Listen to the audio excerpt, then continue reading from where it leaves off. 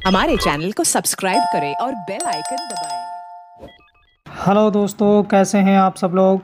उम्मीद करता हूं आप सब लोग खैरियत से होंगे और हमारी बताई हुई दवाओं से फ़ायदा उठाते होंगे और दूसरों को फ़ायदा पहुंचाते होंगे। दोस्तों, हम हाज़िर हैं आपकी खिदमत में एक नई वीडियो के साथ। आज हम आपकी खिदमत में पेश करेंगे तिब्बे यूनानी का एक मारूफ़ व मशहूर नुस्ख़ा ज़माद जर्ब के बारे में जानकारी।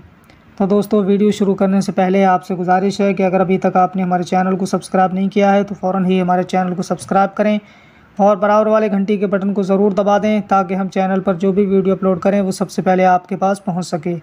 तो आइए दोस्तों, वीडियो को शुरू करते हैं। हम बात कर रहे हैं ज़माद जर्ब के बारे में। ज़माद जर्ब ये कौन कौन सी बीमारियों को दूर करता है और इसमें कौन कौन से अज्जा शामिल किए गए हैं, इसको इस्तेमाल करने का तरीक़ा क्या है, इस टॉपिक पर आज हम बात करने वाले हैं।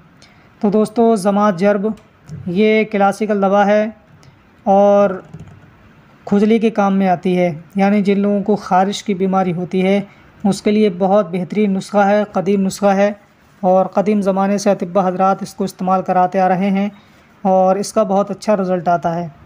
ज़माद जर्ब ये ख़ारिश के मरीज़ों के लिए बहुत फ़ायदेमंद है।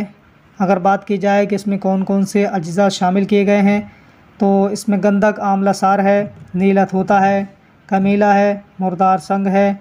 और इसको इस्तेमाल करने की बात की जाए तो इसको 1 तोला लेकर के और 5 तोला मक्खन में मिला करके धूप में बैठ करके आपको मालिश करनी है और उसके बाद 1 घंटे के बाद में मेहंदी और चने के आटे को मिला करके नीम गर्म पानी से आपको गुस्ल कर लेना है, यानी धो देना है। इंशाअल्लाह ताला आपकी जो ख़ारिश की बीमारी है, जो खुजली की बीमारी है, वो दूर हो जाएगी।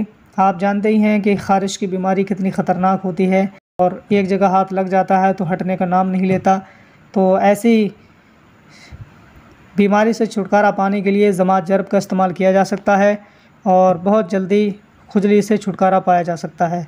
तो दोस्तों, उम्मीद है कि वीडियो आपको पसंद आई होगी। वीडियो अगर अच्छी लगी हो ज़्यादा से ज़्यादा शेयर कीजिए और हमारे चैनल को सब्सक्राइब कीजिए और मिलते हैं अगली नई वीडियो में। तब तक के लिए अल्लाह हाफ़िज़।